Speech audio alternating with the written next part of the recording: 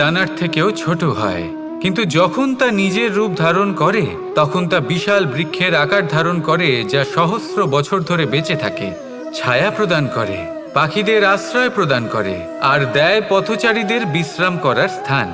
কেন? কারণ সেই ছোট বীজ তা মাটির ভেতরে গিয়ে নিজের খোলস ত্যাগ করে।